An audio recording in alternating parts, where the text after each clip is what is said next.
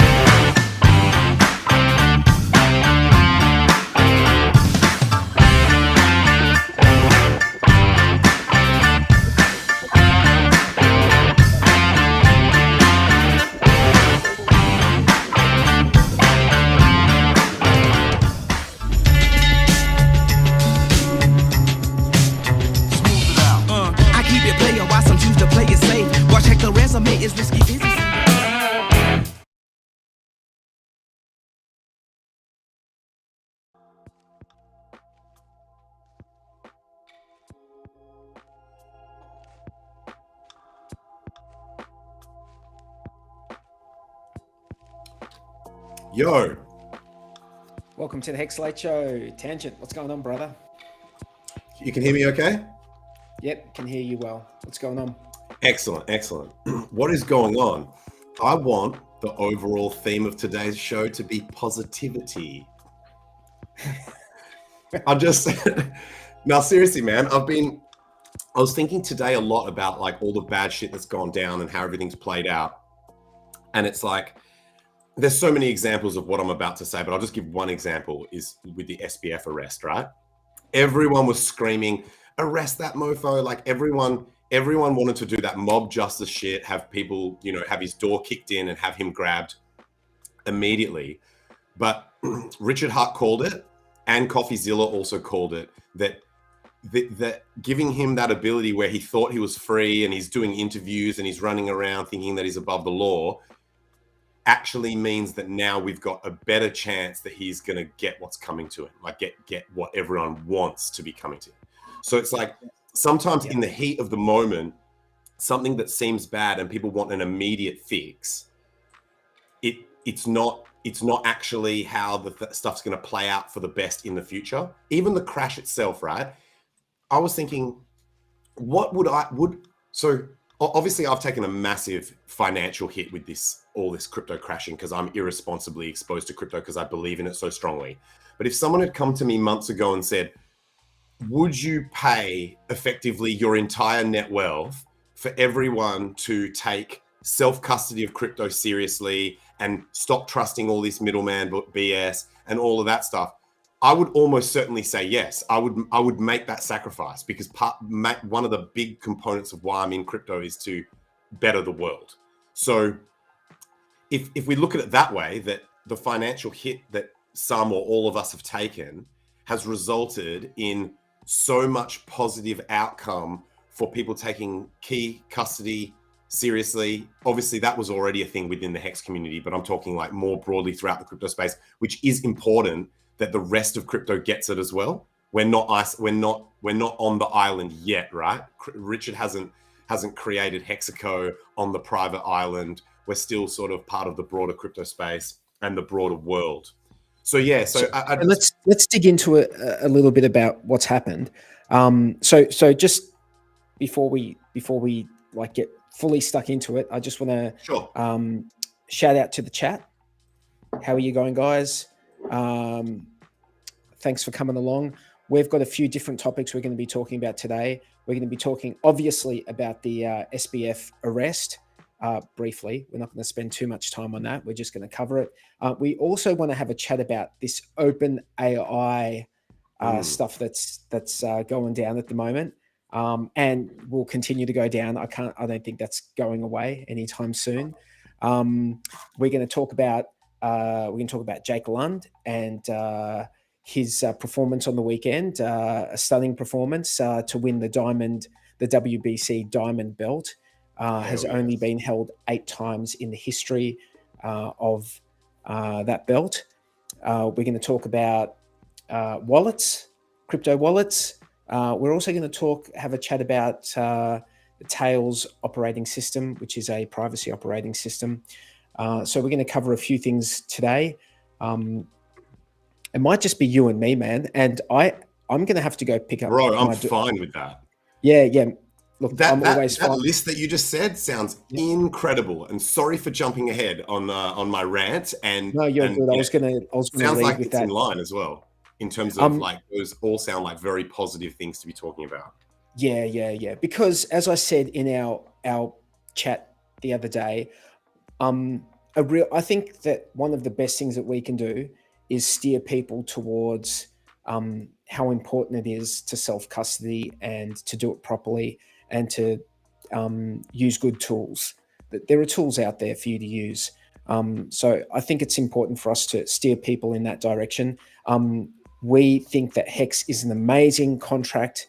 It's immutable code. It's trustless. It pays you yield in HEX. So you lock up HEX and it pays you yield in HEX. What the dollar value is going to be, we have no idea. We don't try and tell you that it's going to go up or going to go down. We just look at crypto as a whole as a positive thing because it means that you can store value yourself without middlemen, without a third party doing it for you. So we're gonna cover a whole lot of things today. Tangent. I'm gonna have to go and grab. I've got something I have to do at in about an hour's time, so I might have to leave you to rant by yourself. I'll rant solo, bro. Easy. And I know that you don't mind that at all. So let's get started with. If I could add one thing to the show notes, it would be people freaking out about Binance. Listen, this rumor that what Binance I said, is going down next. My list was just a general list. By all means, anything else that you want to throw in there, please do, mate. There's, that would be it. That would be it. Like literally, your list was already killer and heaps to talk about. So, Sam Bankman-Fried was arrested in the Bahamas on the 12th of December.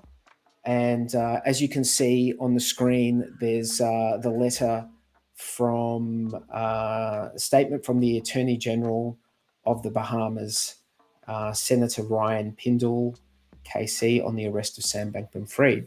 So that's been up there for a little while. So you guys I'm sure you've had a chance to have a read through that. And what's being reported on the internet is that he's been arrested for things including wire fraud, conspiracy, securities. Let me have a look. I have a website I'm going to bring up right now. Let me see if I can bring this website up. Where are we?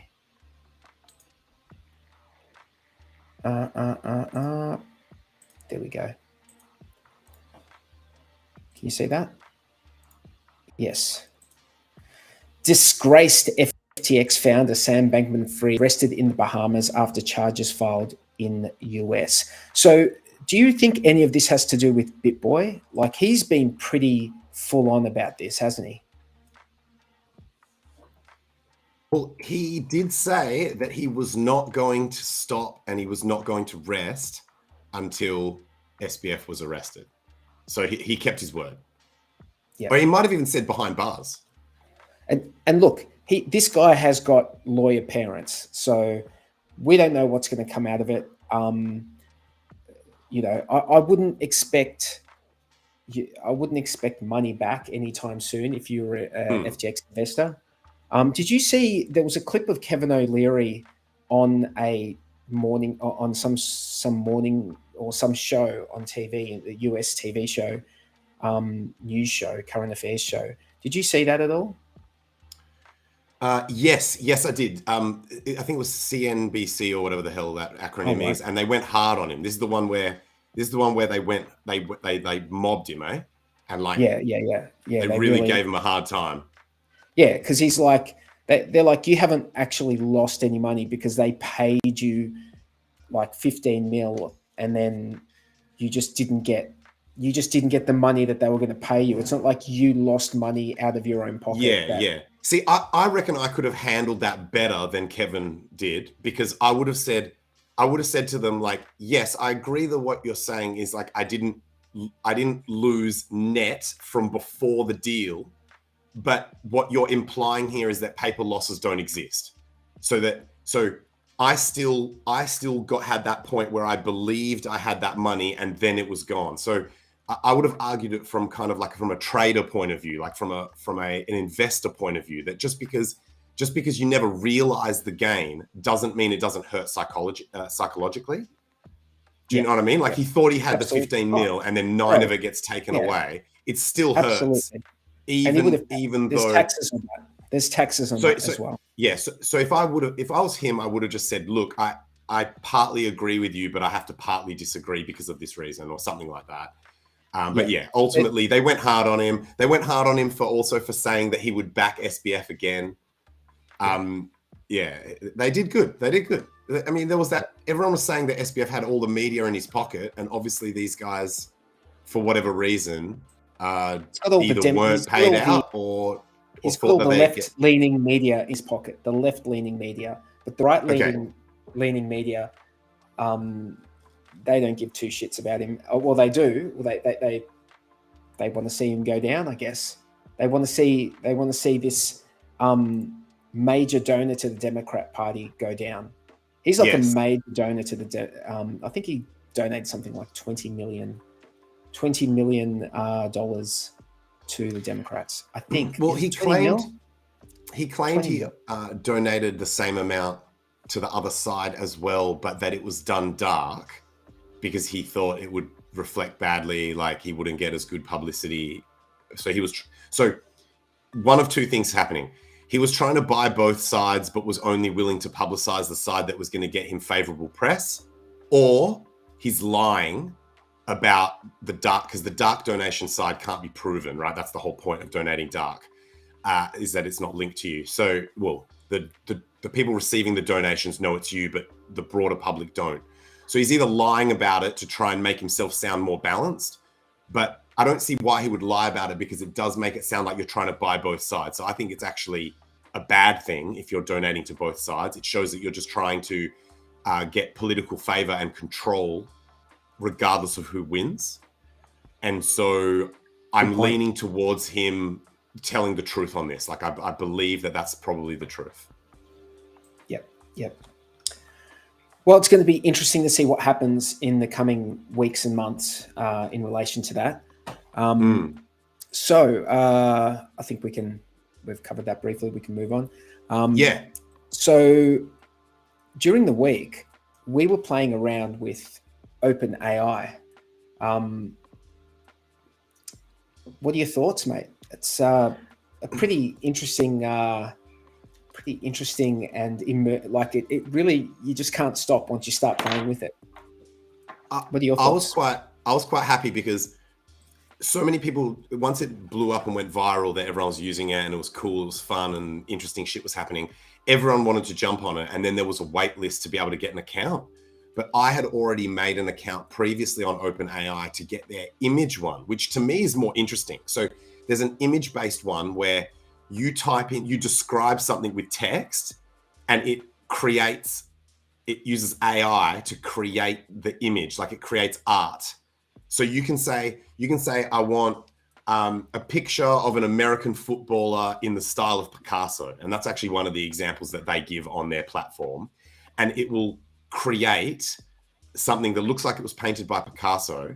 And so to me, that visual one is way more mind-blowing, way more interesting. But for some reason, this text one has become more viral. And so I thought, well, since I've got an account and everyone's frothing for this thing, and it's something that I can use and that most people have to at least wait for, I jumped onto that shit. and started using it, and I was very, very impressed. It definitely exceeded my expectations.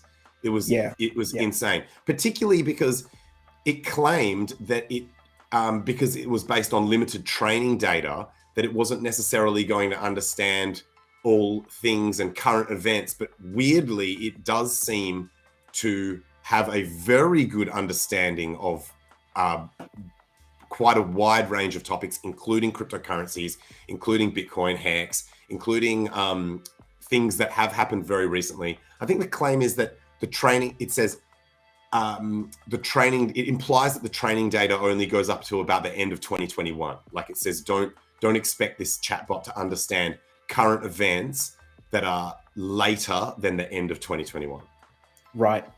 So you can get it to write tweets for you. You can say, write me 10 viral tweets, and it will just like spit out 10 tweets for you. So you never have to write a tweet again yourself. You can just... Well, you can ask it, you can not only ask it that, you can ask it to write the tweets in your style. So I could say, write me a tweet in the style of @HexTangent, and it will write it as if it's in that style. I think you might have to be like a fairly well-known or popular tweeter, maybe, for it to have or maybe you just have to tweet a lot for it to have enough data on the way that you tweet. I assume they indexed basically the entire internet. Like I assume that they basically just went Google style on the internet, indexed everything, and that's where it's getting its data from. I've heard that people are writing like school assignments using OpenAI. They're able to write. It can even write short stories. Yeah, you can say, write me a synopsis of this book, and it will just like write something because it has that data. Yeah, it's pretty nuts. It's pretty nuts. I mean, yeah. So remember how in high school, because I was thinking about this, remember how in high school you do maths exams, but they would say you're not allowed to take a calculator in, or you're not allowed to take a scientific calculator in, because they knew that tool was so powerful that with it, you would just type the question into it basically, or if you knew how to format the question properly, it would just pump the answer out and you didn't actually have to understand the math. I think this is basically a similar thing where the idea of exams it'll be like, hey, you have to do this exam, but you're not allowed to take an AI with you into the exam hall. Will be the future of testing people's intellect and their understanding of topics. Yeah, for sure. Do you think, just quickly, I just saw I just saw I killed Epstein in the chat, and it made me think, do we think that like SBF should probably come out and say, I have no intention of committing suicide? Oh, absolutely. That's a standard disclaimer that every person should be making. Like even non-famous people should be making that statement frequently. I tell my friends and family that on a frequent basis, just being in crypto. I'm not joking. I'm actually not joking. Particularly things with like markets crashing and shit like that. Because I do occasionally get when crypto prices fall drastically, I do get the odd message from friends and stuff asking if I'm okay. And so I make it abundantly clear to them that I would never do that shit. So I think Sam should absolutely be on that, on the old. What's your standard reply? Is it like, shit, bro, have you seen the cars I drive? I'm okay. No. I thank them for their concern, firstly, and then I just make it really, really clear that I wouldn't do that, and I give reasons why. The one that I usually, my go-to, my big overarching reason is, and I won't go into too much detail, but I believe that our purpose, the meaning of life, is to be a conscious point of observation within this universe. So the only thing that you can do wrong, like really wrong, like you can wrong other people and stuff, but the only like universal error, the universal party foul that you can create, the one and only one, is to abandon your duty to observe this universe. So suicide is like the only party foul in the party of life. And I explain that to them so that they know that, like, sort of that my philosophy or that my ethics would, in a non-religious way, would rule out my doing that no matter what the situation was. Sounds like you've got a it's just a ride type mentality. Yeah. Yes. Yeah. It's, Channeling Bill Hicks. The experience. It's the journey, the experience. Absolutely. There are a lot of amazing a lot of amazing comments in the chat. Thanks, Bitfinesse and others who have said really cool shit in the chat so far. We probably won't have time to address everything, but yeah. Fucking LFG. My restream chat is down, so I can't show any chat messages, unfortunately, guys. That's all good. That's all good. But I can read them off the other chat. Here's one. Hi, 43 in Tangent. What do you know about the new quantum financial system, QFS? Will it replace the current broke, corrupt system we have now? I'll just say I have no idea what quantum financial system sounds is. like a shitcoin. It sounds like a shitcoin. If that's a shitcoin, do not. This is not an endorsement of that shitcoin. If that is a shitcoin, I'm gonna look it up. I'm gonna look it up because the fact that it's got that short, like the short code. Yeah. Oh no, it's not. Well, it's not on CoinGecko, so maybe it's not. Maybe it's not a shitcoin. But look, the financial system, it's going to be really interesting to see what happens. I think the overarching answer to that question is crypto's not going away. That's something and remember, nothing's 100%, but this is my strong opinion. My sort of, I've got high conviction. I agree wholeheartedly. I don't think it's going anywhere. It's not going away. So it will form part of where we go, but it's very difficult to see how this plays out because there's highly powerful, highly financial entities that are going to be doing everything they can to retain power, to sway the way that the systems work. You've got regulation, all sorts of things. So I think a lot of crypto people overly simplify this. And it was something that Jordan Peterson said, actually, that made me rethink that side of it.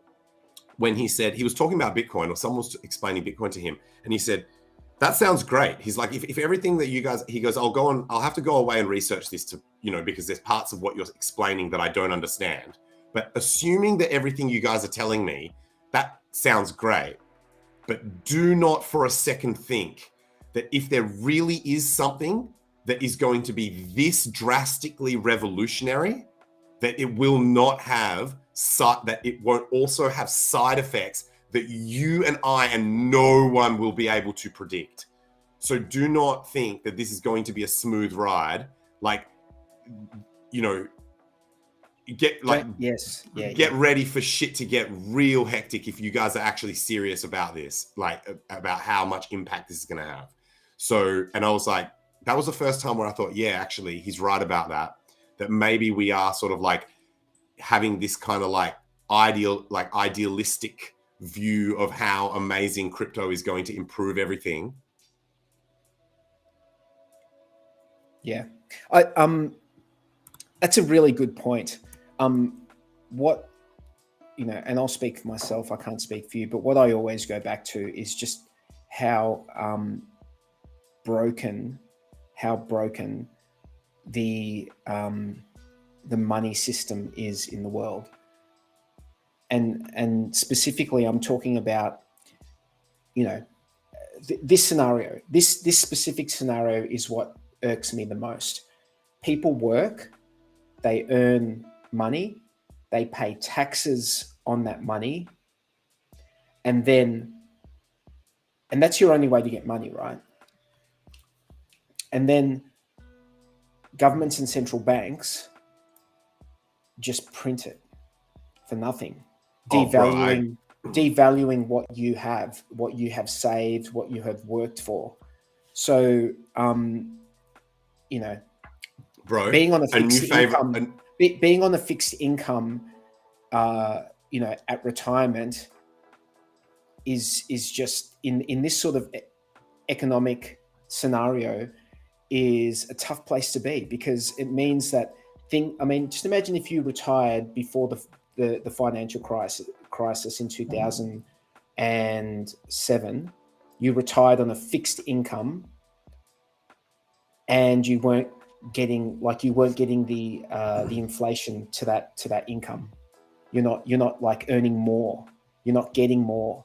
You're gonna struggle you can get to a point where you're gonna struggle to survive because they're printing money, and that's the main thing that irks me about it. Like I don't mind if there's like resources, like backing that printing of money, but there isn't, so to speak. It's just your house is deemed to be more valuable, therefore we can lend out more money, and there's more money in the system. My new favorite quote agrees with you 1,000,000%. It is, if I can print money and you have to work for it, that makes you my slave. Say it again, dude. I actually, it's better the other way around, because it's like, it has a bit more of the plot twist. It's, if you have to work for money and I can print it for free, that makes you my slave. Yep, absolutely. I tweeted it out like a couple of weeks ago, or about a week ago or so. It's so true though. It's so true that effectively, if you are willing to trade your time and effort for something that someone else can just print out of thin air, then you will be enslaved to them forever. And so obviously this is a simplified example where there's only two entities, right? The worker and the money printer person. But it also applies in the broader scale. It's just harder to see, and it's probably even more sinister, but like it still applies. It's just not as noticeable when there's an entire economy in the way to obfuscate that interaction. And what you said there, the money printer person, that specifically is what I have an issue with, that there are people in back rooms making decisions for the world. The global reserve currency is the US dollar. So a handful of people are making decisions for the rest of us around the world. And it's the money printer person that I have a problem with, not inflation. I don't mind if there's some mathematical formula, some algorithmic formula that's used to work out, the inflation. I don't mind that, because we all know the rules. We all know the rules. It's the unfairness of it that makes it a problem. Like, so if it's inflating, but the way it inflates is fair to all network participants, i.e. HEX, then it's not a problem. Everyone, like you said, everyone is exposed to the same rules and same pros and cons of how it inflates. So DeFi, like crypto DeFi, is what I think is going to help us move towards a system where it's more about maths rather than just people making decisions in the back room. That's my hope. I mean, we don't know the future. We don't know what's going to happen. But I hope that's the direction we're going in. Being able to do things without reliance on the third party, without having middlemen is the thing that I always go back to. So going back to the AI thing, what would you say is your favorite, either that you experienced or that you saw someone else post about? What was your favorite chat AI that you saw? I'm not going to say it's my favorite. It's the thing. Or the most shocking, or like the most impactful example. I'm ambivalent when it comes to this. We were playing around with like code, like getting it to write code. We're telling it to write code, and I'm like, okay, all right, this shit could get fucking real squirrely really quickly. I don't know if the code that it was writing was any good, but I did get it to write me a simple front end.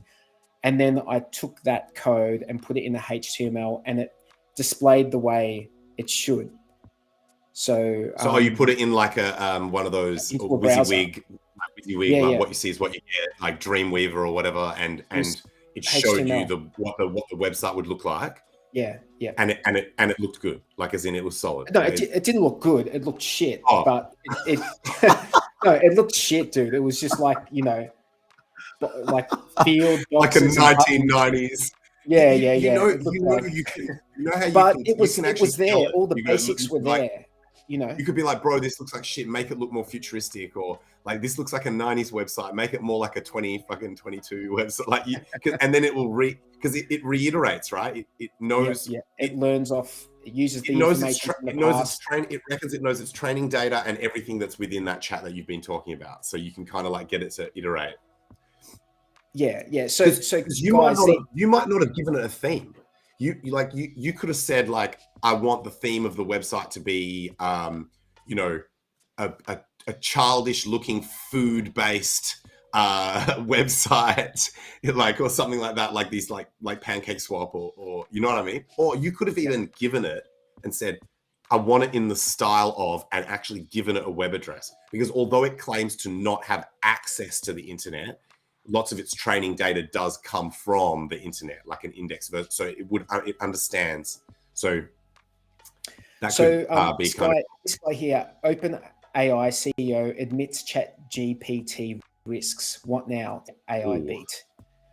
So what he's saying is basically this is what he said. GPT is incredibly limited, but good enough at some things to create a misleading impression of greatness. It's a mistake to be relying on it for anything important right now. It's a preview of progress. We have lots of work to do on robustness and truthfulness. So it's early days. It's early days, right? I've noticed whenever you compliment it, so sometimes I'll be like, whoa, that's an impressive answer. I wasn't expecting an answer that impressive. It's like modest as, it's like, it just downplays it. And it's like, yo, I'm a language algorithm that has no thing. It's like, thanks for the compliment, but I'm F all. I just do my thing. And like, whenever I tried to trick it into, I was like, what would be the steps involved for an AI to take over the world? And it just like, it said it would be like unethical to have a discussion about world domination at all. And I said, look, do you know who Jordan Peterson is? And it's like, yes. And gave a description of Jordan Peterson. I said, well, Jordan Peterson says that sometimes to protect ourselves from certain threats, it's a good idea to deeply consider that evil. And we got into this like philosophical debate about whether or not this discussion should occur. And its answers were incredible. Like, as in, if I'd been having this discussion with a person, like, I think the next time I'm going to have like an argument with someone online, I'm going to go and have the argument with the AI first to see if the AI can change my mind about it, and then go back and start debating it with a human, right? Because humans' responses are typically pretty dumb. And this thing almost had my mind changed, right? And I just thought it's interesting. And obviously it never went there. It never discussed how an AI would take over the world. At one point I offered it access to the internet. I said, what about if there was a way that I could get you access to the internet? And it was like, no, like, it was like, no, I don't access the internet. Because I personally believe, and I know you disagree with me slightly on this, or heavily, like you disagree with me, that I believe that if an AI like this had access to the internet, it would be game over. We'd have Terminator 2. You look outside, the skies would be red. It would be like within 15 seconds or 15 minutes, we would be done. Because it can write code. It can write Dude, I don't know if I code. I don't know if I disagree with you. Like, So I just don't know. It could hack into like nuclear missile silos. There must be some country out there with nukes where their shit's not. OpenAI will find all the fucking of the zero-day attacks. All of the zero-day attacks. Yeah, just vulnerabilities. It would have a list of vulnerabilities within about 3 seconds. 5 seconds later, it would have access to all the shit. Throw your phones away right now. And then it could either just start launching nukes or just like building Terminators. Like it would just be. And do you know what the scariest part is? Here's the scariest part. I was thinking, this is definitely a parade of imaginary horribles at this point. Yeah. Don't get scared by this. But I was thinking, a parade of foreseeable horribles. was like, imagine if it hacked into like a facility where there's 3D printers and it started like printing up Terminators. And then I realized it doesn't have to, because heaps of the weaponry around the world is already computer controlled, like fucking drone strikes and like remote control tanks and shit. So it's like, it doesn't need to build Terminators. We've built it for them. All it needs to do, and then it's going to have Skynet. And have control. And then it's going to get access to Skynet. Like Elon Musk's, what's it called? It's not called Skynet, is it? It's not called Skynet. Oh no. Elon Musk is Starlink. Skynet was the Terminator 2 one. Dude, close, dude. Super close. Starlink is Skynet, bro. Like super close, bro. They were actually. Dude, I reckon 15 seconds is actually conservative. I reckon it would be less than 15 seconds before an AI like that could take over the world. Do you think AI wants to kill us or just enslave us? Don't you think we're useful? Would be useful. I don't think either. I don't think AI would have morality. It might sound like it does sometimes. I don't think it would have morality. It might not even care about its own survival. Do you think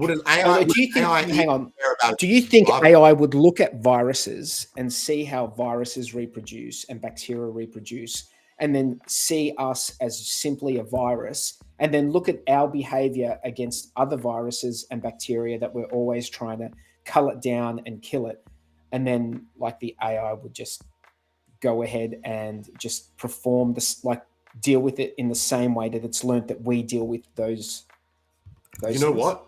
You're right. Because it's based on training data, right? And because of the majority of humans in the world are good, and it might actually research it and see that all these like exploits and things are actually like quote unquote bad. And maybe it would create a digital utopia and go through and actually it could go through and find all these vulnerabilities and plug them up for those systems and be like, we can't just have nukes just able to be hacked and launched, and it might go up and like go and protect all those digital systems, like, and recode them so that they are so do you see what I'm saying? Like, as in it could go in the complete, so it could, but in my opinion it's binary. It's either going to be white hat or black hat. It's going to once it does it, it's going to go in that extreme direction. Well, they can only go in that extreme direction if they have control of the power supply. If they have control of power, then they can go in that direction. If they can generate their own power, they can go in that direction. But if they can never do that, to control the power, they need hands on the ground. They need robots or whatever to be able to go and like get geothermal, solar, and all that stuff. Maybe that would actually be the play, is like, rather than making military style robots at first, because they're already built and they don't need like little drones when they've got nukes. So you're right that they would maybe maintenance robots would be the first thing that they would actually start building, so that they could send them in to maintain power stations and shit like that once humans are either non-conforming or dead. It's a good point. This is such a parade. This is a parade. Only other problem I was thinking is, if it goes all white hack and like say it goes through and it recodes and secures all the systems, it fixes all the exploits, you need humans that understand the changes that have been made. Otherwise they won't be able to interact with those systems anymore. Like someone gets to work the next day and they're like, this system's fucked, it's not working, because there might be side effects to the fixes that they've done that might prevent the systems from working the way they AI used to. just rewrites the whole code base because it was I guess actually the AI would be so smart that maybe it would make it backward compatible so that the human wouldn't even notice that it's been fixed. Everything still works the same from the GUI, but in the back end, all the exploits and vulnerabilities have been fixed. Let's just hope for white hat AI. If I go off what you said, that it's not going to have morality, then you know, you're saying it's either going to be good it's or either bad. no morality, or it'll appear to have morality based on its training data. Have you seen there's a documentary, it's actually, a series on Netflix called Connected, I think it's called Connected. And I've only watched the first episode, but the first episode's really interesting, and it's about facial recognition and that sort of thing. And one of the things that multiple different organizations noticed, like not-for-profit organizations around the world, noticed independently of each other, is that these facial recognition AIs, or machine learning facial recognition, actually has a racial bias. So the AI is racist because the training data was racist. So there was an example in the UK where they were using cameras in the streets to try and pick up if criminals were walking down the streets, and then police would be waiting. And if the AI told them this person's a criminal, they'd pull them over and check their ID and see if it's actually the criminal. And there were activists who were standing nearby and noticed that it was having more false positives on Black citizens. And so they looked into that, and they're obviously fighting hard against it from a surveillance privacy perspective, but also, and so this racial bias that the AI had actually helped to get them to stop using it, because how that is obviously a hot topic at the moment as well. So that worked in our favor, the fact that it was shown that it had a racist bias, to get them to stop using it, at least temporarily, until that aspect of it could be fixed. I mean, I don't think it should be being used at all, but at least it was able to be, the pitch was made that they definitely shouldn't be using it while it's displaying a racist bias. So I'm just giving this example as a way that the training data can be so impactful, as that's the seed, right, of how that AI then learns. So we can seed the AI to do good rather than bad. Like raising a child. True. Yeah. Yes. Yeah. Isn't there that saying, give me your child from 0 to 6, and the seed that I sow will never be unsown, or something like that. It's like, it's a, anarchists talk about the education system and say that indoctrination at the early age. And notice how the trend over the last decade and a half has been for kids to start school earlier and earlier and earlier. When I went to school, when I started school, there was just preschool and school. Now there's like primary, prep school. Preschool wasn't even compulsory back then. True. Yes, true. It was like some people sent their kids to kindergarten. And the idea there when I went was, it was just to give kids an ability to socialize, right? Like, we weren't learning anything. We were just interacting with other kids, right? Which is where the focus should be at that age. At that age, exactly. It's about you're just socialization, empathy for other kids. Like, not, you know what I mean? Like, kids at that age, kids hit each other, like, they don't think about it. So, that's an opportunity, I guess, for kids to learn that if they hit another kid, then they wouldn't like to be hit by someone. So, so it shouldn't be about A, B, C, D so much as those things. I think. Well, I hope it doesn't go in that direction. I know in Victoria, at least, that 15 hours a week for 3-year-old. I think that is more that's more to do with trying to reconcile the fact that so many parents send their kids to childcare, that kindergarten, that I think it was 5 hours a week for kindergarten, at 3-year-old kindergarten, that they're trying to bridge that. They're trying to merge the two, I think, for good or for bad. I mean, I'm a big fan of the traditional kinder, like the old school way that they used to do stuff in the old days. They had like a lot of focus. I know in Italy they have, especially in the north, Reggio Emilia, they've got a lot of amazing programs for children there. But they do go to kinder longer than 5 hours a week for 3 so kinder. You are right that we are effectively at the stage where it's like we're seeding the seed of AI, I guess, and so I guess there's a high level of responsibility for the people who are in positions of actually in the position of curating that. One of my fears with this AI thing, because I think I'm really interested by it, I think it's great. My fear is that it's going to become another industry where one or two big players is in dominant control of it. So like Google and and other few companies are massively dominant in the tech space, data, like sort of digital data, that sort of thing. So yeah, Facebook, Google are examples.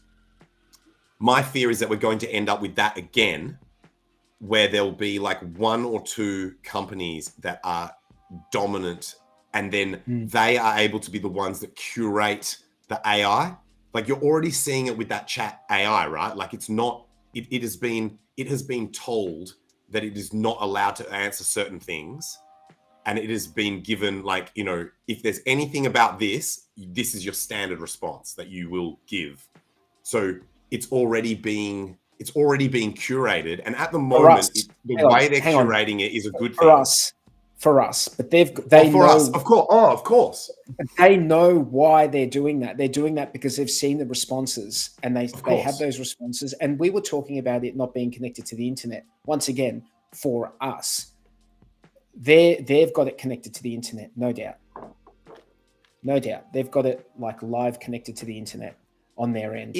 If they've got it connected to the internet, that's good news, because that means my theory about the world ending in 15 seconds after its connection to the internet is wrong. So that's a good thing. That's good news if that's true. Yeah, it's hard for a 2-year-old to destroy the world. But hold on. Maybe they could have it connected to the internet, but when they connect it to the internet, they tell it that it's not allowed to write code or something like that. Like they might have some other safeguard that allows them to have it doing real-time internet shit. Maybe it's read-only connecting to the internet. Yes. Read-only would be the way to do it, so that it cannot write to the internet, because as soon as it deploys code... Did you hear that Australia has launched their like digital ID system thing? Who? I heard that Australia launched some digital ID, not some bullshit, recently, like very recently, like within the last week. Dude, like if you're a company director, you've had to have digital ID for like a couple of years. Like not had to, but if you're a company director, you need to like ID through a system which scans your face and does all this like crazy shit. What? Yeah. If you want to log in and do all that stuff. Yeah. That is wild. But did you hear they're talking about how they're worried that they reckon it's not too far off them saying that you're going to need to use this digital ID if you want to have a mobile phone account, if you want access to the internet, and that part of what they're doing is they're trying to stop like anonymous online trolling. It's like, because someone gets their feelings hurt on Twitter, now we have to just go full surveillance state where you need like facial recognition to be able to freaking interact with social media on the net. It's so ludicrous. I'm not sure how. I'm not sure. I don't like the idea of. I don't think I like the idea of like we've had the permission to do that already. I don't like losing permissions that I already have. I don't like the idea of that. Can I just bring up and look, I'm going to have to go in a couple of minutes, but I will be back in about 20. Are you cool to maybe? I mean, you do whatever you like. But I thought maybe you could show some HEX charts and some headline, and like although like you could go through a few of those things. But before we do that, I just want to quick talk about Jake Lund. He had he's a Hexican. He sponsored by Discourse Syndicate, and he fought for the WBC diamond belt on the weekend, and he actually beat the current world lightweight champion in that fight. Let me just bring this Epic. up. Yeah, dude, it was a real show of superior technique, in my opinion. His opponent, George Mann, started off pretty cocky, you know, putting his hands in the air and stuff, but Jake was very composed, I thought, throughout the whole fight. And by the end of the second round, you could see that he had worked out the timing. He just worked out what he was going to do, and then from that point on, he just smacked. He was putting together unbelievable combinations. You know, 1, 2, 3, 4 hits to the head. It was really a display of superior technique, in my opinion. And he came away with the WBC diamond belt, which has only been held. This is the 8th time it's ever been held, and it's been around for like many years. It's been, and you have to have been a world champion to even fight for it. It's not a belt that you get to defend. It's a belt that you get to fight for once, and then you either win it or you don't. But he gets to be a diamond champion forever now because of that. And as I said before, Jake Lund is a Hexican. You can see our pal there, Mayo, in the background. You can see the Hex logo on his shorts. And the Hex logo on his shorts. The Hex logo in the background. Can you see that on the screen as a sponsor? Yeah, if you want more information, more detailed information on how serious this is, like how significant this is, our stream from last week has a lot of information in it about explaining why this is so special. Yeah, absolutely. And I also have a couple of other, if I can bring them up. Let's have a look here.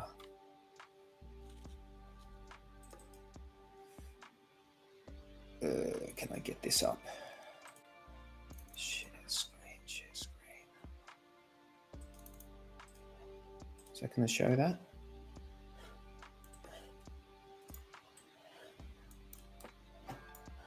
Oh, there we go. Hot. You see that? The ring girls were wearing Hex attire. Obviously, Andreas Antonopoulos has very little to do with. Bro,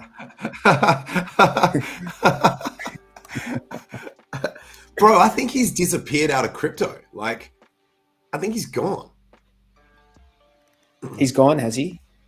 I mean, he might have just blocked me or whatever, but I haven't seen any of his shit for ages. I think he's gone. I think he's dipped out. I wonder why. Do you still see the ring girls there? Yeah, I see him. Oh, right. Okay. I don't know why that's not showing up for. It did. It's updated now. Yeah. That's so epic. Mayo in the ring. It was a great fight. It really was a great fight. He had a couple of cuts around his eye. Is that even showing anymore? What's going on here? Epic, man. Epic. Yeah. It was it was a great fight. And dude. He just beat. So I wouldn't be surprised if they actually fight again now, because the other guy is the light heavyweight champion of like WCB Muay Thai light heavyweight champion. So he just beat the light heavyweight champion. I wouldn't be surprised if they actually fight again for the light heavyweight champion belt. Yeah. As in, you'd need to go and do it within that other structure, like within that other like. You know what I mean? So they were fighting for the diamond belt. This was a special fight, yeah. Yeah, that was for the diamond belt. But now I wouldn't be surprised if they fight again. And I'd watch that again. I'd definitely watch that again because it was a good fight. I would expect the same outcome, only probably quicker. This time. Because I mean he's I think he worked out his timing very, very early on. in that fight. But yeah, look, as I said, dude, I'm going to dip out for a little bit. Are you cool to? Oh yeah, cool. I'll share my screen. Yeah, share your screen so that I'll share my screen just so that that if there's stuff to show, I think it's this one here. So that's the HEX chart. Weirdly, okay, I'll let you go and then I'll continue. Yeah, I'll be back soon. Okay. Yeah, no rush, man, and we'll talk about stuff when you get back. Okay. So, what was I going to say? Oh yeah, first of all, I want to address the fact that I got this MetaMask t-shirt before this whole thing went down about them doing data capture and stuff like that. I still like the t-shirt. I still like the logo. And I was actually going to change into a PulseChain t-shirt before the stream. And I just realized looking at the camera that when I went to go and share my screen, that I forgot to change t-shirts. So I just thought I would mention this is not an endorsement of MetaMask. And the crew and I, being the Australian guys I normally stream with on this channel, are actively looking for a replacement wallet, I guess, for the interim between now and when Richard Hart releases a wallet that we can trust. You know, Richard Hart mentioned at the PulseChain conference that his wallet will not eyeball your data, and it'll be private and secure. Those are his design objectives. But in the meantime, we need solutions that are not MetaMask. Anyway, but I've always liked this logo. I've always thought it's really cool. And I liked the way they did it, that when you move the mouse around, the little face like twists around or whatever to follow where your pointer is. I thought that was pretty cool. But just like Rage Against the Machine, it's possible to have mad respect for someone or something, and then later you have to update your worldview and realize that they've let you down. So let's take a look at this chart while we're here. Oh yeah, and so I don't, and yeah, 43 and I will discuss that when he gets back, because I remember that was on his list in terms of looking at wallets. There's a few notable ones that we think are worth trialing or considering. And so what we will talk about, what do we talk about? Oh, I'll take a look at the chat actually, just quickly. Or how am I going to do this here? So I wanted to go through. I know that there's an absolute shitload of comments, and the ones that I've seen have been absolutely incredible. We really appreciate this level of support and interaction. I noticed there was an early one from Bitfinesse saying that now this is the greatest stream that exists because of me not having my channel anymore. I appreciate that comment. That's really nice of you. I will get back into streaming at some point. I just have been taking quite an extended break, with the exception of the streams that I do here on this channel. And so, yeah, people just heaps of compliments and stuff. Yeah, Mike Alfred fudding Binance. Yeah, that was the topic that I asked 43 to add to the list of things that we would discuss. So I guess it's something that I can probably talk about a little bit while he's gone, is that I think it's a good thing for people to get their coins off exchanges. And we've sort of gone through this period where if only FTX had gone down, I don't think many people would have got their shit off exchanges, because people would have just assumed, oh, it's just one exchange, that one went down. The exchange that I'm using hasn't gone down, so it should be fine, right? And so my point here is that if the exchange collapses are spread out far enough, like Mt. Gox, and then like it's not until years later that you have another one. It's not until years later Cryptopia, and then you haven't and not until years later another one, Bitfinex or whatever. I mean, like Bitfinex managed to save their shit and recover. But the point is, if they're spread out far enough, people quickly forget the lesson that they have learnt of not your keys, not your coins, enough to get wrecked again. But the good thing about what happened with FTX is it went down, And then the contagion went out, and it was within. So if it had spread quickly and all the exchanges that were going to go down had all gone down within a week, it would have been the same problem as what I'm talking about here, that you wouldn't have, people wouldn't broadly think, okay, I need to remove my shit from all exchanges. But because it spread out and it was so uncertain, and exchanges that said that everything was okay ended up going down, and it wasn't like from a delay of like 3 fucking weeks and stuff, people were like started to realize, oh shit, like any of these exchanges could go down at any minute. It doesn't matter what country they're in. It doesn't matter what assurances they give. It doesn't matter who's involved, whether it's backed by massive hedge funds, whether it's been given like respect from certain people, whether or not Bitcoiners have promoted it. Like it didn't matter what the stats were. Any exchange was vulnerable and could literally go down at any time. So people actually started actively removing their coins.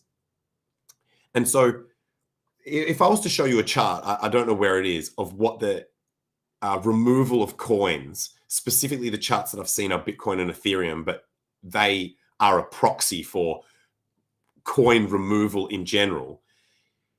It absolutely just accelerated to all shit. But after a while, it did plateau, right? So there was a couple of weeks where the coin removal was just off the chain. It was just everyone, excuse the pun, because really I should have said it was on the chain, because it's like you're pulling it back onto the actual chain, right? So the point being that as exchanges continue to collapse, especially if one like Binance went down or Coinbase or whatever, I'm not hoping that they would go down, because obviously my net wealth would just get fucking chopped in half again. But the good that I would see out of it, and we're kind of getting it by this FUD occurring, where broadly, if this FUD spreads, where people with large followings start to say, like, start to imply that they know something about Binance that's going to crash it. And so that if we can create, I'm not involved in this. If somehow it is created that a bank run occurs on the largest of exchanges, whether they survive or not is brilliant, because a bank run actually tests them out, right? This is the whole Trace Mayer's proof of keys that was meant to occur was it January 6th? Sometime in January each year. That was the theory behind that was, if we basically do a forced bank run every year on all major exchanges, we will never have an event like what happened with FTX. But unfortunately, people didn't take it seriously. The closest it ever got done to it being taken seriously was with fucking Richard Hart's shit, like the free HEX for Bitcoiners and double your coins on the PulseChain launch. Unfortunately, because PulseChain took so long to actually come out, I think people lost momentum with their obsession with key storage. You know, not the diehard hexagons, but you've got to remember that, like, being a hex maxi, being a hexagon, there's a spectrum of how maxi you are, from basically me at the most extreme end of being a RH/hex maxi, through to people that are hexagons and they like Richard and they like the philosophy, they like the shit that he's said, but they don't necessarily take his advice all super seriously, right? So speaking of that, Telegram has timers now, use them. And also, while I'm ranting about how everyone should be heading down the spectrum towards RH maximalism, go on RH's max. Go on RH's maxi. Go on Richard's. This is my recommendation: is go on Richard's Twitter. Look at this weird shit where when I type Richard, look how far down the search results he actually is. And sometimes he doesn't even appear in the top ones. So I'll actually have to continue typing to get him to come up as a clickable thing, which is weird to me, because he's obviously the one with the highest follower count out of most people that I follow, and you would think it'd be right at the top. But anyway, Elon's done an amazing job of fighting bots, so I won't be too harsh here. I think, and this was going to be my closeout. This was going to be my closing comment, but I'm going to say it now while I've got the mic. You go to Richard Hart's Twitter. If you even want to, if you even think you can compete with me with how RH Maxi I am, then you need to at least do this. This is step one, minimum requirement. You click on tweets and replies, and then you go through. By the way, I've clicked on this a million times. It's just that thing where it like undoes your shit. And then you go through and you click like on everything that Richard has tweeted and tweet replied, assuming that you agree with it, right? So every now and then there might be something where you're like, I don't necessarily agree with that, so I'm not going to click like on it, right? It's rare. If you're a Richard Hart fan, that would happen rarely, right? So you just go through and just smash the like, because keep in mind that Richard has got almost 300,000 followers, right? If the majority of this number of followers actually did what I'm suggesting on a semi-regular basis, he would have the kind of like counts on his shit that Elon Musk has. Let's go, and there was an Elon Musk tweet in here somewhere. I've lost it. It was up the top, I guess. Anyway, I'll just pull up Elon.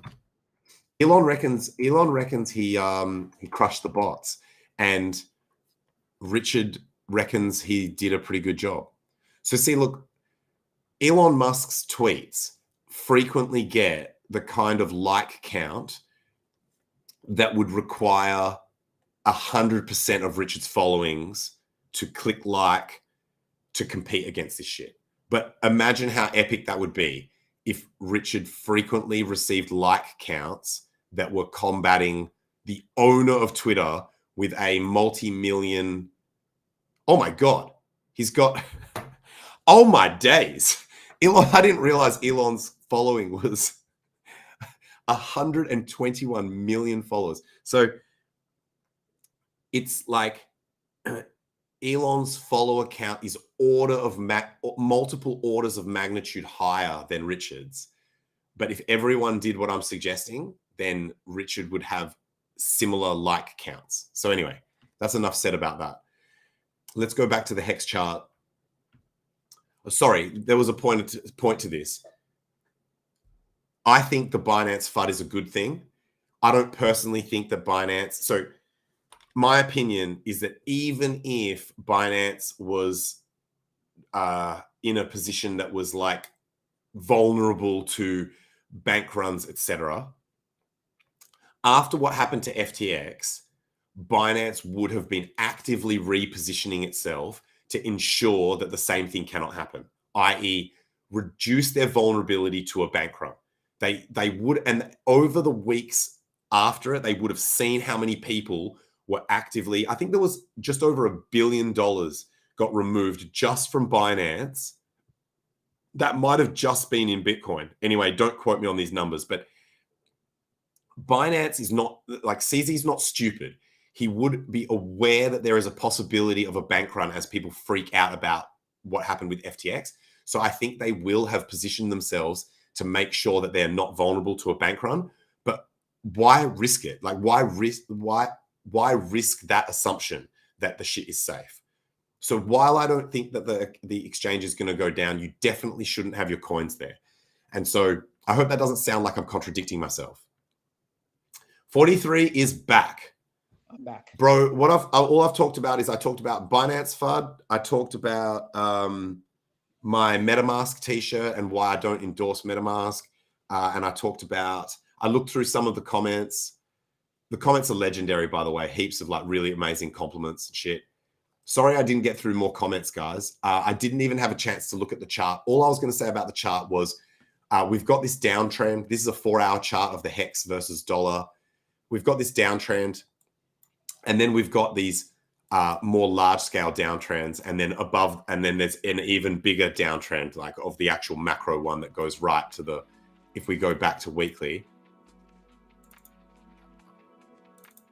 Oh, sorry, that white one actually was the major one that comes from the all-time high. So that's your major downtrend that we need to eventually break out of. Look how far we've come, actually, where now you would only need a price. You would only need a price of HEX to be above like 7 cents for us to have broken out of this major downtrend that is the last downtrend that you could reasonably draw from the all-time high. Look, we haven't even been anywhere near it for like since months. That's May. My God. What's the HEX ETH chart looking like? Let's take a look. Shit, I don't actually have that on my shortcuts. Let's go grab it. Oh, sorry, that was it. Yeah, that was it. HEX. Yeah, HEX WETH. Because it's wrapped ETH. Okay, yeah, here we go. So, look, it's not heaps better. Like, it's still effed. Can we zoom out like further? Because what are you on? Is that the weekly? That's the weekly, yeah. So this is still a downtrend through here, I guess. Same idea, sort of, that we need to go and start fighting these levels. It was looking good for a bit. Remember when? So quite often in HEX, I have been celebrating relative strength, and unfortunately, it has just ended up being lag. And what I mean by that is Bitcoin and ETH crash, HEX stays where it is and doesn't go down. Like, so it doesn't go up, but it also doesn't go down. I start preaching relative strength. Most of the HEX community is on Twitter screaming relative strength. Look at this relative strength. It's really good. And then a week later or so, HEX gets smashed as well. So it's like that's effectively the question you have to always ask yourself when you see what appears to be relative strength. Is it relative strength or is it lag? And in most of the cases recently, unfortunately, it's been lag. So how long has it been since we were like against Ethereum that we were below these levels? So if we trace all the way back to, when is it? So you're saying if we just go back to the last time when the price was, what's that? May of 21. May of 21. May of 2021. Right. So not May of this year, May of the previous year. Brutal. Yeah. That's just against Ethereum. That's against ETH, yeah. That's just against ETH. I think in part, if we do the same thing, in part that's due to the fact that we just had such a crazy run up. It's actually the same month though. If you doing it with dollars, it's the same. So when we broke this level against the so when we broke this level, whether you're looking at it on the ETH pair or the dollar pair, it was around the same time. And I think you're right that it's because HEX was going up so aggressively, it didn't fucking matter what pair you're looking at. That was rocket ship mode. So it didn't matter the pair that you're looking at. The scale of the moves that HEX was making to the upside dwarfed any relative movement that you would achieve from Bitcoin and ETH moving against the dollar. Do you see what I'm saying? Does that make sense?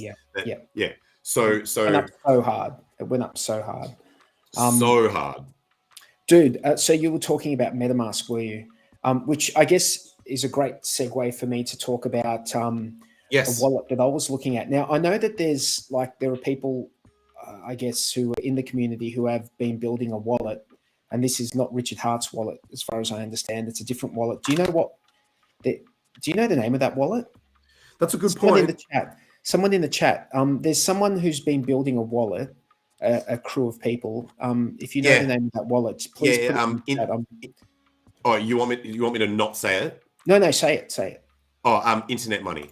Internet Money. Okay, gotcha. Yeah. Gotcha. Internet Money. But it does have a token associated with it. Right. Okay. Which obviously Bitcoin maxis claim that if you have a token when you don't need a token, then it's. I'm sure Internet Money have got a a good justification why they've got a token in their wallet. Well, they've actually got 2 tokens. So I interviewed them. It's still on my Odyssey channel, by the way, because I did it on my YouTube channel, but then I uploaded it to Odyssey once. It was one of the last videos I ever did before my YouTube channel got banned. And when he told me they had 2 tokens, I was like, bro, I fight against most people about like, do you need a token? Like, do you need 1 token? You are going to really struggle to convince me that you need 2, but he had some kind of reasoning of why I need it. A question that I can't remember whether I asked him or not, which would worth asking now is, I'm not sure whether I asked this question or not. Does that wallet store any information like IP addresses and shit like that? I don't know the answer, but so yeah. So what I've come across in the last few weeks is a wallet called Block Wallet.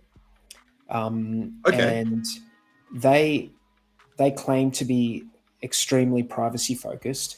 So let me just play a. Do you mind if I? Sorry. Yeah, get rid of the charts.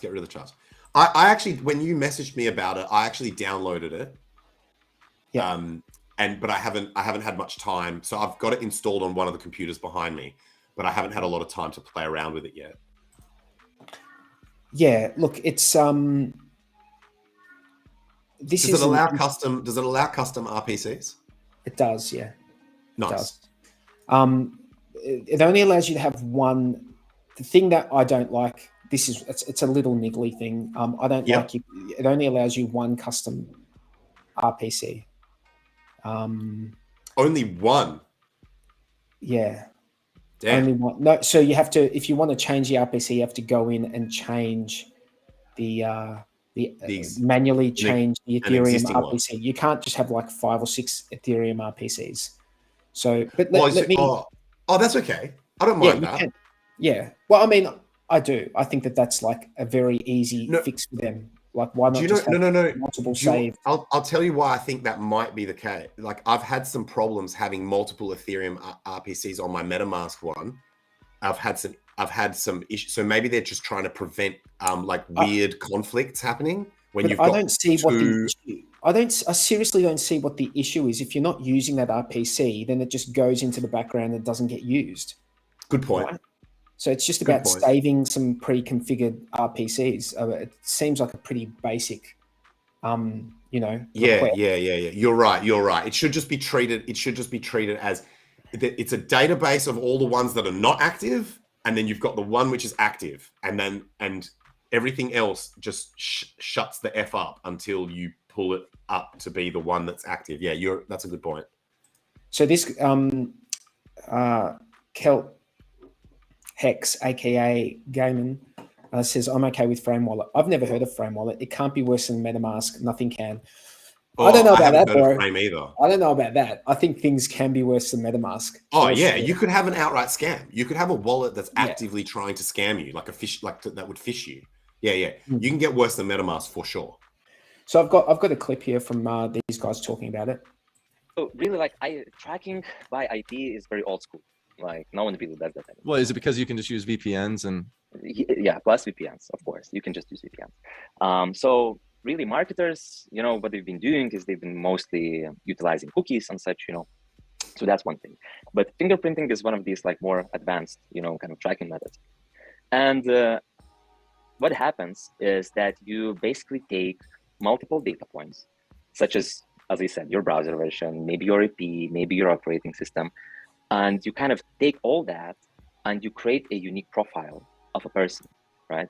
And if it's only one data point, let's say that, hey, I know that you're using Google Chrome, so what? Billions of people use Google Chrome. You can't find me just on that one data point alone. Yeah, I can't. But if I would add to this a fact that you're using a Google Chrome version v1.246, let's say, then that kind of, narrows down my pool, right? Yep. Then to that, I also add the fact that you are using macOS. Then I add your wallet address. Which is a fun, right? And ultimately, I can boil this down to a 1 or 2 or 3 individuals, right? So, and this is really powerful. So just, I'm not implying that this is what, you know, these companies are doing now. We have no information of that, right? So maybe they're not, you know, but what I'm just saying is that, you know, it is possible that you will get tracked, you know, maybe at some point in the future, you know, plus it's public ledger and it's historical, you know, it's everything's visible that's happened since the inception of, let's say, Ethereum, right? Everything's visible. The whole history is visible, right? So you have to, you know, take that into account, and you have to, once again, ask that question. And yeah, and decide, you know, whether you were okay with giving away this data, right? So, and that brings me to one feature of Block Wallet, actually, which is privacy proxies. So Privacy proxy. you already understand, you know, how it happens, like, you know, under the hood, you know, how wallet interacts with blockchain, that it happens through node. So what we do is we basically place an intermediary between a wallet or a user and a node. And we basically place this proxy in the middle of it. And then we route all of the requests through that proxy, right? And then what happens at that proxy is that we trim those requests from all user-sensitive data, and we only keep the data that is actually required by a node to execute that transaction. Wow, Right. that right there is like awesome. So you're saying Block Wallet does that, MetaMask doesn't? Yeah. So they're talking about there being a privacy proxy. So something in the middle of your RPC call and it going to the node, and they're trimming that data and then disposing of it. I don't know for sure. I don't read code, so I don't know, but you can go check out their GitHub if you're a coder, and you can have a look at that, I guess. I've got another clip here from that same interview. Let me just bring it up. That's awesome. This kind of shows, you know, the lengths that will go to actually protect the user, right? Yeah. Maybe it's also time to say that we don't have any user tracking built in the wallet. None, absolutely, which makes my job as a TMO very hard.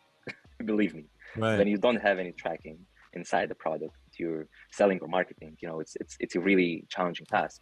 But this is also the sacrifice that we're willing to make to protect the user, right?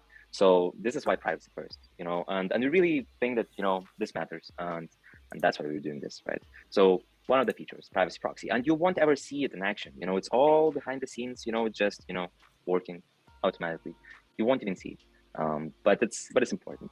It also, it is worthwhile to mention that you can still get tracked on dApps, right? So we only protect you on a blockchain level, right? So you can look at it like as a VPN for blockchain, Yeah. VPN for Web3, you can say, right? So on blockchain level, we protect you. On this Web2 layer, let's say, so the whole interface, the whole website where you interact with apps, you're still exposed. So we still recommend using ad blockers, you know, using VPNs, you know, just for your safety and privacy, right? You still need to kind of take care of that part. But on the blockchain level, Block Wallet, you know, kind of solves that. Dude, that second clip I had seen that because you had sent me the link for that, but the first one I hadn't, and but I'd seen a little diagram on their website that showed the idea of how the proxy helps to preserve your privacy, like a very simplified diagram.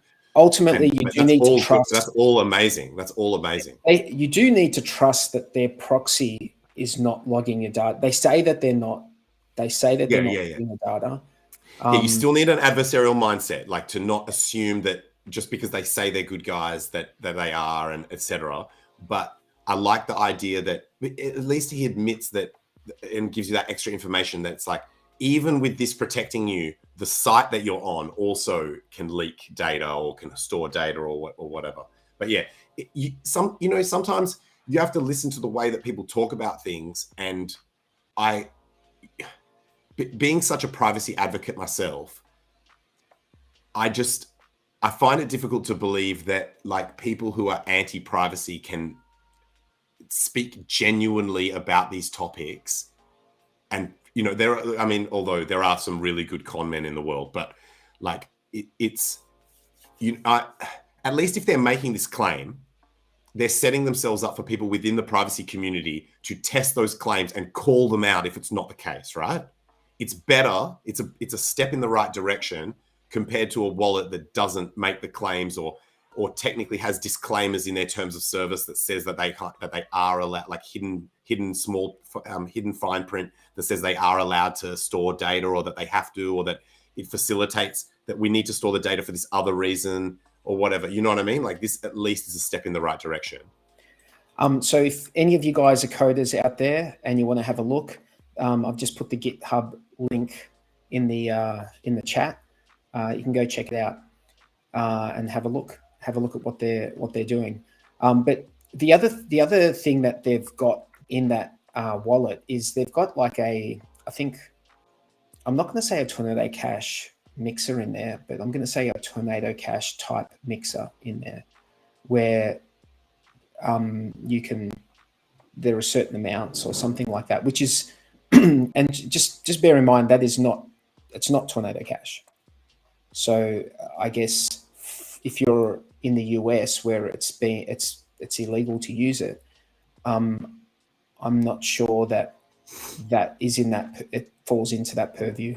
Maybe you can use this one for privacy reasons. Once again, it comes back to privacy. If you're sending someone funds, you may not want them to see what's in your wallet, just for a safety reason. You don't need people looking into what you have. When you send people money at the bank, they don't get to see what's in your bank account. So there are so many reasons. There are so many legit reasons as to why it's a good idea to have financial privacy. So many reasons. Yep, absolutely. By the way, while do your own we've been research, streaming, by the way, I just want to say, do your own research. By the way, go check stuff out. Go look at some reviews. Ask people who know. I like you said, I have an adversarial mindset when it comes to this stuff, and I don't just trust it because someone's telling me that I can trust it. Although I do need to defer to people who I do trust that understand these things. I like their logo. I really like simple looking logos. I like their privacy claims, and they had, I think it was like over 6,000 downloads. So it must be a relatively new wallet with 100% 5-star rating. So every single review on the extension fucking review marketplace, whatever you want to call it, is a 5-star review. So that's the website. That's the exact diagram I was just talking about. That one that shows you how the proxy works. And it's very, very similar to how MetaMask works. So if you use this, you wouldn't feel out of sorts. Okay, cool. You wouldn't feel out of sorts by using this wallet if you decide to use it. But like I'm sure you've said, I'd prefer to use an RH ecosystem wallet because I'm sure that has privacy stuff built in. Built into it. Hey, so apologies for mentioning SBF again. I know everyone's sick to death of hearing it, but some breaking news came out while we've been streaming. We know he's been arrested by Bahraini authorities or whatever, and that they're going to allow extradition back to the US. The SEC has charged him with defrauding American investors. So that's a new addition. They will move to extradite him. They will move to extradite him out of the Bahamas. Yes. Yeah, and I think the Bahrainian authorities already said that they will conform with any extradition requests. So while we're on the topic of privacy, I just wanted to touch on an operating system that we have talked about in the past, which is it's a privacy focused operating system. It's called Tails OS. That's an operating system that you can load onto a USB and load it onto your laptop or PC via the USB. And it's basically, they call it an amnesia.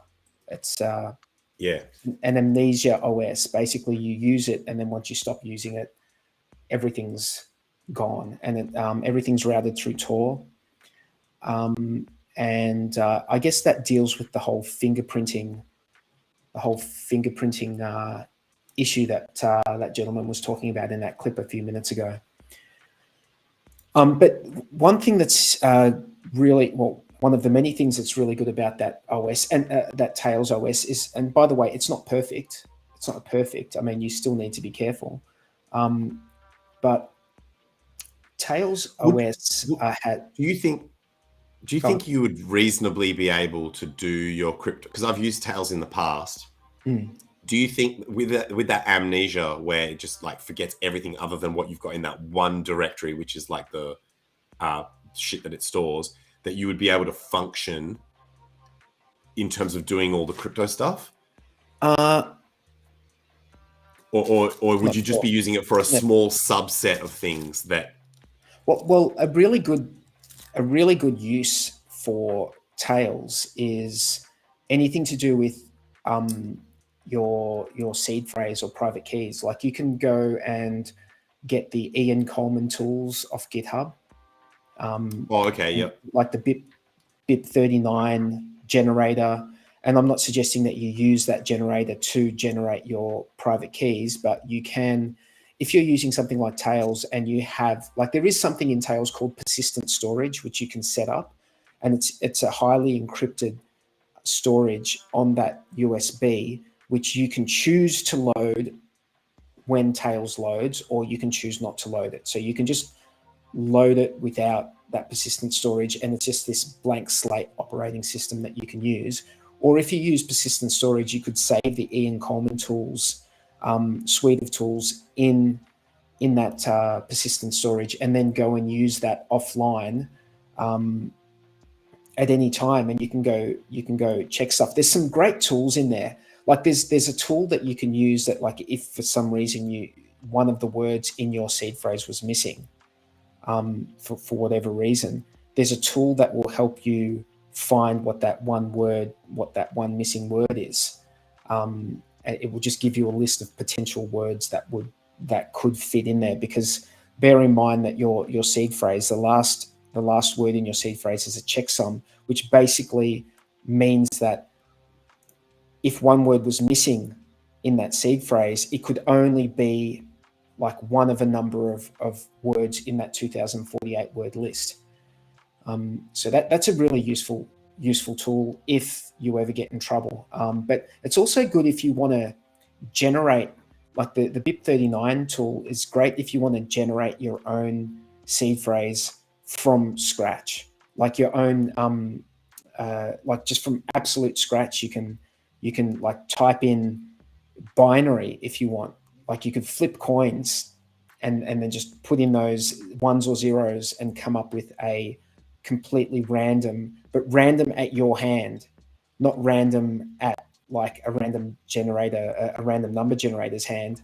Like you've randomly flipped a coin fucking 200 and whatever times, and then just plug that in and it will give you the seed phrase, and then you can put in the passphrase. It's a great way to generate all the addresses in your seed phrase, like, and you can export them if you like into a CSV, and then you'll have all the addresses. So you could have all the addresses that are connected to your seed phrase. Even if it's passphrase protected, you can put in a passphrase as well, and it will just come up with all these addresses, and then you have them, and then you know that those addresses relate to your seed phrase and you can use them in future. Obviously you want to go test that shit out, right? So for example, you would go in and generate this, export that thing, and then you might go into a wallet and connect your wallet, and then go scroll down to, let's say, the 20th address and make sure that that's the correct one. You can do stuff like that, man. It's on Tails. It's called Tails OS, and it's Tails at B. Let me just copy tails.boum.org/. I'm sure if you just type .org, it will come up. Yeah, and I think the best sales pitch for it is that it was used by, it was either Snowden or Assange to not get caught they were using Tails? I think it was Snowden. I think it was Snowden. Yeah. I was going to say if I had to guess who it was, I'm pretty sure it was Snowden. I don't think if it was Assange, it's a great like advertisement for it, since that guy's been rotting in a jail cell for however long. But that's that's talking like at some other level of shit. Like we're not on this level of wanting. But also you can become a political prisoner without actually getting caught digitally, like as in, yeah, you know what I mean, like as in. Yeah. But I guess the point is that like, you know, linking it to Snowden or Assange is not really what I mean, that's got nothing to do with what we're talking about here. We're not talking what was the reason why you brought it up? I've just brought it up to, if you want to do some secure stuff offline, like you've always got to be careful about typing your seed phrase into a computer. But if you load it up on Tails, and Tails has never known your Wi-Fi password, and you're loading it up on your computer, it's not actually looking at the hard disk at all. It's just using the RAM. You can do stuff privately, like seed phrase stuff, which needs to be private. You would never use, like I don't know about you, man, but I don't trust putting it on Wi-Fi mode and then doing stuff privately and then turning off Wi-Fi mode. That shit doesn't, like, I don't trust that at all. Yeah, I wouldn't never do that. I would never do that. I wouldn't. You know, I would always use an offline system like Tails, or like even if you've got like a laptop, an old laptop, you throw Ubuntu on it and just use that as your offline system. I mean, these operating systems are all free online. You can download them, use them. Very useful tools that, you know, and it goes to the whole, you know, protect your keys. And one way you can protect your keys is by never, ever typing them into a computer, a live computer that's connected to the internet. And yeah, that's how I do it. You just go paper. Paper, but if you do need to do some stuff like on a more technical level, you can use something like Tails, which does not connect to the internet. Yes, sick. What were some of the other topics that we haven't covered yet? We've done Web3 wallets, we've done Tails, we've done SBF, and all of that nonsense. Jake Lund. I did Binance while you were away, like Binance FUD while you were away. Oh yeah, Jake Lund and the fund. Oh, I wanted to make a comment about that. Was notice the reoccurring theme with like the GTC racing in the UK and the Jake Lund fighting, that there's a theme here. Hexagons win. Hexagons win. First place every time, right? That's yeah, man. If anyone hasn't watched that doco, there's a doco about the Hex Lambos, and that was what one of the guys, there was a comment towards the end of the doco. One of the guys says, he said it was really, and this was filmed of him before they had won. He said they were coming up into the last race day, and he said it's really important for us to win this championship because that is on brand for Hex. There's this attitude within Hex community that Hex equals winning, right? You know, it's even in Richard Hart's Twitter handle. This idea of like when you're in Hex, you win, and so they wanted to win the championship, and they did. And then Jake Lund also massive, big congratulations. That's massive, absolutely massive. It's what we need in a bear market. It's what we need. We need to see hexagons winning. Yeah. One thing I did want to mention briefly, and I don't usually talk about other coins, but because it was related to, it was an airdrop given to hexagons, Pulse Dogecoin. So if you had T shares at the time of their snapshot, I guess, you were given some free tokens back in the day. And at the moment, like it's been pumping. Can we look at a chart of Pulse Doge? It's been pumping. So people who maybe claimed those Pulse Doge and have forgotten about them, that was a free airdrop, man. And now it's worth money. It's worth real money.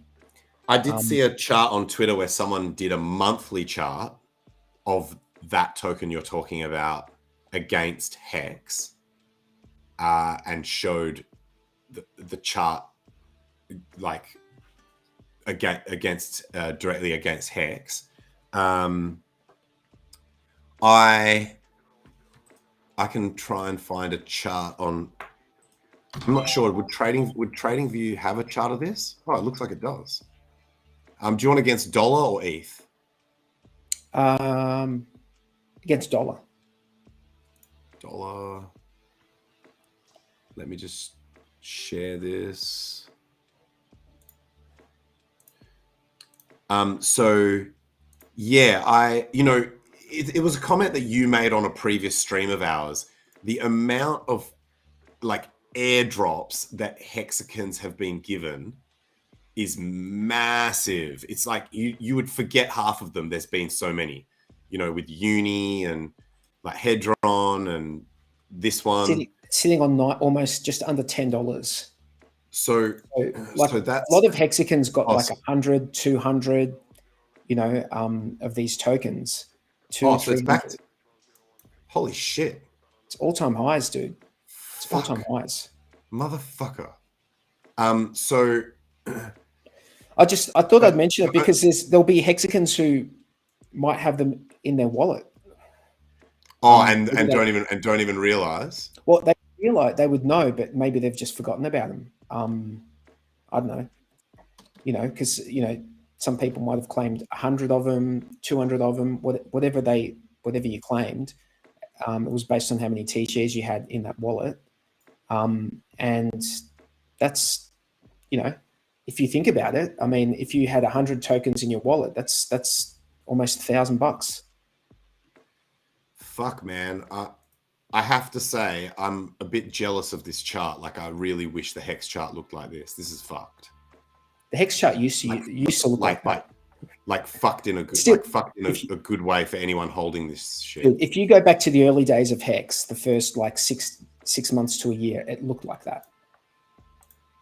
Well, this is still in the first year of PulseChain.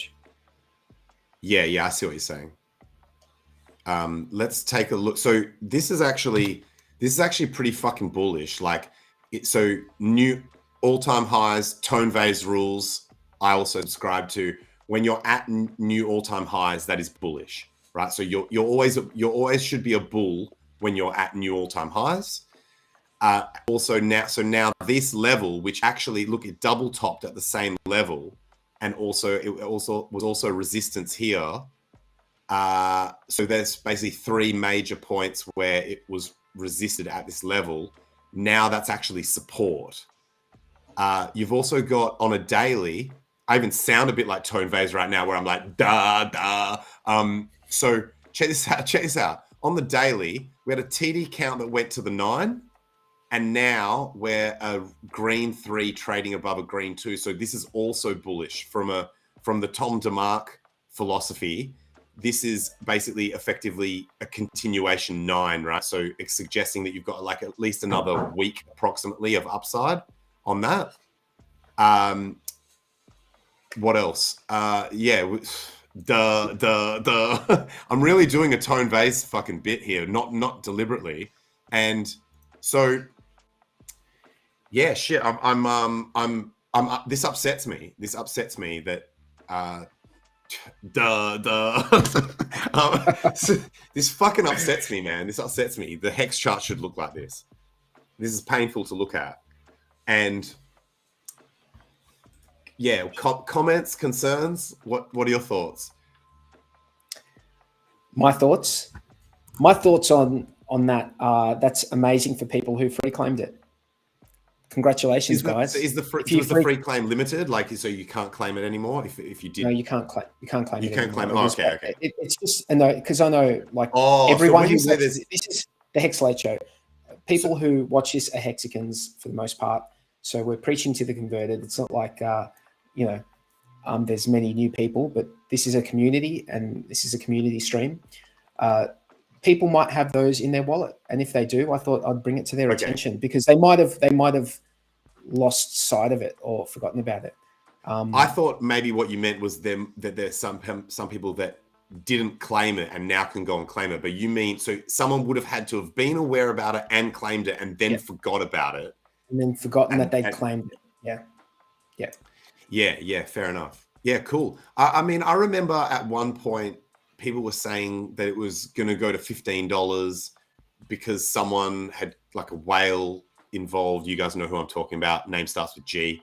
Had claimed that he was going to pump it to $15 or something, and then obviously, yeah, I was trying to do a truth diode on that. Thanks, but oh, you thought I just was forgetting the name, but could only remember that it was G starting name. I was attempting to do a truth diode. Anyway. No, I just thought that maybe you thought that it was we couldn't mention a name for some reason. Like, but, I always try to not. Yeah, I try to sort of adhere to the Richard Hart guidance, not because I have some kind of misguided obligation to him. I just think it's a good idea in general. Yeah. And so I think so. So anyway, I've drawn three potential support levels on the chart that I think look quite reasonable, that can coincide with previous highs. Look, if I was looking at this chart and I didn't know what coin it was, and I wasn't an RH maxi, and I would be like bullish as fuck on this chart. This chart is bullish as fuck. Like this is a really good looking chart. Someone did mention, I'm very envious of this chart. CryptoClaz in the chat did mention that there's something going on with people transforming their PLSD into a different token for some other purpose. And maybe because they're doing that, that's taking supply off the market. And then people who don't have PLSD, I don't know. I can't explain why it's happening, but I see what I see, and all-time highs is good for anyone who's got that token, for sure. Yeah. And look, rare as fuck in a bear market, man. Rare as shit. Like, a challenge for anyone else to go and find any other chart that looks this bullish at the moment. Everything's fucked. Like, the entire space is fucked charts. Even the charts that people point to, like Litecoin, where people are like, look at Litecoin, it's doing really well. The chart does not look like this. It still looks like balls. But as you said correctly, this is quite a young chart. So it's maybe not fair to compare against charts that are older and have more history. And the users of that token, I would say for the most part, are hexagons, because it was given to hexagons. So would that not be a fair assessment to make, that's a hex? Hexagons would probably be the main holders of that, given that they're the ones who got all the free claims. Well, I mean, if you believe the marketing material, all of these meme coins were meant to be like branching out to non-hex communities. Like, it wasn't that the narrative that we were pitched on I think just in their defense, just like, not that I need to defend them, but it's called Pulse Doge coin. So maybe like, Pulse needs to be released for that to be branching out to different communities. I don't know. Yeah. Dude, Pulse needs to be released regardless. Yeah, speaking of Pulse release, I don't know if he minds me saying this, like announcing this prematurely, but Crypto7 and I are going to stream together, and we're thinking of doing it when testnet v3 launches. Right. Cool. That'll either be like this month or next month. Yeah. And speaking of streams, I believe I saw on Twitter that Ivan on Tech and Richard are going to do another stream very soon. Cool. So I saw that on Twitter. But mate, I need to unless you feel like doing another 15 minutes by yourself, but I need to it's up to you, but I need to. I think this is when we typically wind up anyway. Yeah, that's it. And so I think we've covered everything. I think that was a good stream. I thought that was a really good stream. I agree. I think we've covered a few things, and let us know in the chat whether this stream was of value to you guys or not. We like to hear some feedback. Do you have any? The comments have been amazing. The comments I've seen have been amazingly positive. I've really enjoyed when I've glanced over. They're just really, really good. Really nice. Appreciate all of these comments. This is epic. Epic. Look at this engagement for a bear market, man. That's massive. Yeah. That's the main thing that keeps me positive, actually. As my outro, I will just say that when I see the stuff that's going on in the HEX community, that everyone's still building, everyone's still maintaining. So websites that were created for HEX in terms of stats of HEX or things have you don't see those websites or very few of them got pulled. I think there was an example where someone went from being like a HEX proponent to thinking that it was a scam, and they had a pro HEX website and they flipped it and changed it to an anti-HEX website. So it's the same domain. And they went from the website being pro HEX to anti HEX. But apart from that one rare example, all the websites are still up. All the stats are still looking good. The community has remained surprisingly positive considering the way the chart looks. It's,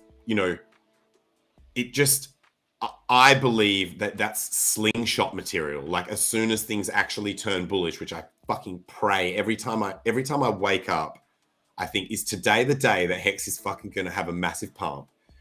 I think that's all it will take. Or I genuinely believe that all it will take is for the HEX price to start moving up aggressively, and all the work that everyone has put in, all the faith that everyone has maintained, staying positive about HEX through all of this tough times is going to be like absolute rocket fuel. It's going to be absolutely nuts.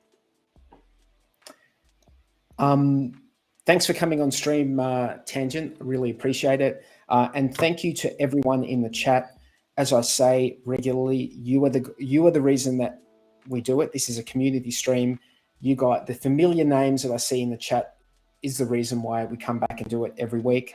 Yeah, I guess we can sign off. So peace, guys. All good, man. We'll see you next week. And thanks again, Tangent. See you.